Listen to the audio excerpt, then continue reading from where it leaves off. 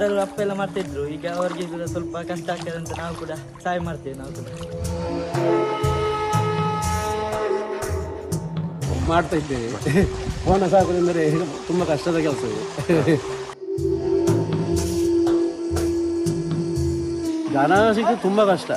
ಒಂದು ಕಡೆಯಲ್ಲಿ ಮಳೆ ಯಾವ ಸಮಯಕ್ಕೆ ಸರಿ ಇಲ್ಲ, ಭತ್ತ ಕೊಯ್ಲಿಕ್ಕೆ ಕಷ್ಟ ಆಗ್ತದೆ, ತುಂಬ ಕಷ್ಟ ಇದ್ದರೆ ಲೇಬರೇ ಸಿಕ್ಕುದಿಲ್ಲ.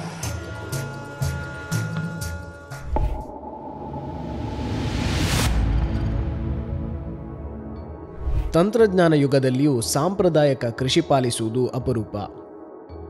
ಮಂಗಳೂರಿನ ಬಜಪೆಯ ಸ್ವಸ್ತಿಕ್ ಎಂಬ ಯುವಕ ತನ್ನ ಕಾಲೇಜು ವಿದ್ಯಾಭ್ಯಾಸದ ಜೊತೆಗೆ 30 ವರ್ಷಗಳ ಪಾರಂಪರಿಕ ಕುಟುಂಬ ಕೃಷಿ ಪದ್ಧತಿಯನ್ನು ಮುಂದುವರಿಸುತ್ತಾ ಬಂದಿದ್ದಾರೆ. ಸಾಂಪ್ರದಾಯಿಕ ಜೈವಿಕ ಕೃಷಿ ಪದ್ಧತಿಯನ್ನು ಅನುಸರಿಸಿ ರಾಸಾಯನಿಕಗಳಿಲ್ಲದೆ ಭತ್ತದ ಬೆಳೆಯನ್ನು ಬೆಳೆಯುವುದರ ಮೂಲಕ ಮಣ್ಣಿನ ಆರೋಗ್ಯ ಕಾಪಾಡುವ ಕಾರ್ಯದಲ್ಲಿ ತೊಡಗಿಕೊಂಡಿದ್ದಾನೆ. ಮೊದಲು ಅಪ್ಪ ಎಲ್ಲ ಮಾಡ್ತಿದ್ರು, ಈಗ ಅವರಿಗೆ ಕೂಡ ಸ್ವಲ್ಪ ಕಷ್ಟ ಆಗ್ತದೆ ಅಂತ ನಾವು ಕೂಡ ಎಲ್ಲ ಈಗ ಅವ್ರಿಗೆ ಸಹಾಯ ಮಾಡ್ತೇವೆ. ನಾವು ಕೂಡ ಅಂದರೆ ನೀವು ಆಧುನಿಕ ಕೃಷಿಗೆ ಯಾಕೆ ಹೋಗಲಿಲ್ಲ? ಈಗ ಎಲ್ಲ ಕೃಷಿ ಎಲ್ಲ ನಾಶವಾಗಿ ಬರ್ತಿದ್ದೆ, ಹಾಗೆ ಇದೊಂದು ನಾವೊಂದು ಮುಂಚಿನಿಂದ ಮಾಡ್ತಾ ಬರ್ತಿದ್ದೇವೆ. ಹಾಗೆ ಈಗ ಕೂಡ ಇದನ್ನು ನಡೆಸಬೇಕೆಂದು ನಮ್ಮ ಕೂಡ ಅಭಿಪ್ರಾಯ. ಹಾಗೆ ನಾವು ಕೂಡ ಹೀಗೆ ಕಾಲೇಜಿಗೆ ಹೋಗ್ತಾ ಹೀಗೆ ದುಡಿತಾ ಎಲ್ಲ ಮಾಡ್ತಾ ಇರ್ತೇವೆ. ದಿವಸಕ್ಕೆ ಎಷ್ಟು ಗಂಟೆ ನೀವು ದುಡಿತೀರಿ ಗದ್ದೆಯಲ್ಲಿ? ನನಗೆ ಸಂಡೇ ಐತಾರ ಎಲ್ಲ ಇರುವಾಗ ಬೆಳಗಿಂದ ಸ್ಟಾರ್ಟ್ ಮಾಡ್ತೇವೆ. ಬೆಳಗಿಂದ ಎಲ್ಲ ಇದೆ, ಮತ್ತೆ ತುಂಬ ಕೆಲಸ ಇರ್ತದೆ. ಗೊಬ್ಬರ ಎಲ್ಲ ಹಾಕಿ ಇದೆಲ್ಲ ಮಾಡಲಿಕ್ಕೆ. ಮತ್ತು ಕಾಲೇಜ್ ಟೈಮ್ ಆಗ ಸಂಜೆ ಬರುವಾಗ ಒಂದು 4 ಗಂಟೆ ಬೇಗ ಬರ್ತೇವೆ. ಬೇಗ ಮತ್ತೆ ಹಾಲೆಲ್ಲ ಕೊಟ್ಟು ಬರುವಾಗ ಮತ್ತೆ ವಾಪಸ್ ಇದನ್ನು ಉಳುಮೆ ಮಾಡ್ತೇವೆ ಎಲ್ಲ, ಮತ್ತೆ ಉಳಿದ ಕೆಲಸ ಮಾಡ್ತಾ ಇರ್ತೇವೆ.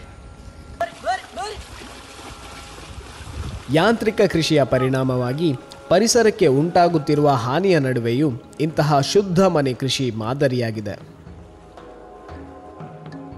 ನಮ್ಮ ಪೂರ್ವಿಕರಿಂದ ಬಂದಂಥ ಇದೊಂದು ಸಾಗುವಾಗಿ ನಾವು ಅದನ್ನು ಅನುಕರಿಸ್ತಾ ಹೋಗ್ತಾ ಇದ್ದೇವೆ. ಇದರಲ್ಲಿ ನಮಗೆ ಅಷ್ಟು ಇದಾಗಲಿಲ್ಲ, ನಮ್ಗೆ ಲಾಭ ಇಲ್ಲ. ಆದರೆ ನಾವು ಮುಂಚಿನ ಕೃಷಿಯನ್ನು ಇದು ಮಕ್ಕಳು ನೋಡಿ ಆದರೂ ಕಲೀಲಿ ಅಂತ ಮಾಡ್ತಾ ಇದ್ದೇವೆ. ಫೋನ ಸಾಕೋದಂದರೆ ತುಂಬ ಕಷ್ಟದ ಕೆಲಸ ಇದು. 1 ಎಕರೆ 30 ಸೆನ್ಸ್ನಲ್ಲಿ ನಾವು 1 ಎಕರೆ ನೀವು ಇದರಲ್ಲೇ ಮಾಡ್ತೀವಿ. ಇದು ಆದ ನಂತರ ಪುನಃ ಹೊಲಕ್ಕೆ ಅಂತ ಮಾಡ್ತೀವಿ. ಇನ್ನೊಂದು ಇದು ಅದು ಸೇಮ್ ಇದಕ್ಕೆ ಇದರಲ್ಲಿ ಮಾಡೋದು, ಬೈ ಹುಲ್ಲಿಗೆ ಮಾಡ್ತೀವಿ. ಮತ್ತು ಹುಲ್ಲಿಗೆ ಅಂತ ನಾವು ಬೇಸಿಗೆಗಾಲದಲ್ಲಿ ಜೋಳ ಬಿತ್ತನೆ ಮಾಡಿ ಅವುಗಳಿಗೆಲ್ಲ ಇದು ಮಾಡ್ತೀವಿ. ಈಗ ಕಂಪೇರೇಬಲ್ ಈಗ ಅದಕ್ಕೆಲ್ಲ ಜನ ಸಿಗಲ್ಲ, ಮಿಷಿನ್ಗಳಿಗೆ ಹೋಗ್ತಾರೆ. ನೀವು ಎಂತ ಮಾಡ್ತೀರ? ಜನ ಸಿಗೋದು ತುಂಬ ಕಷ್ಟ. ಒಂದು ಕಡೆಯಲ್ಲಿ ಮಳೆ ಯಾವ ಸಮಯಕ್ಕೆ ಸರಿ ಇಲ್ಲ, ಭತ್ತ ಕೊಯ್ಲಿಕ್ಕೆ ಕಷ್ಟ ಆಗ್ತದೆ, ತುಂಬ ಕಷ್ಟ ಇದ್ದರೆ ಲೇಬರೇ ಸಿಕ್ಕುದಿಲ್ಲ, ಅಷ್ಟು ಕಷ್ಟ ಉಂಟು. ಆದರೂ ಅಲ್ಲಿ ಜನ ಕೈ ಕಾಲು ಹಿಡಿದು ಮತ್ತೆ ಹೆಚ್ಚಾಗಿ ನಾವೇ ದುಡಿಯುವುದು. ನಾವು ದುಡಿಯೋದಿದ್ರೆ ಯಾವ್ದು ಕೆಲಸ ಆಗುದಿಲ್ಲ. ನಾವು ಮಕ್ಕಳು ಎಲ್ಲ ಒಟ್ಟಿಗೆ ಕೂಡಿ ನಾವು ದುಡಿತೀವಿ. ಇವರು ತಮ್ಮ ಪಾರಂಪರಿಕ ಶೈಲಿಯಿಂದ ಸ್ಥಳೀಯ ರೈತ ಸಮುದಾಯಕ್ಕೆ ಪ್ರೇರಣೆ ನೀಡುತ್ತಿದ್ದಾರೆ.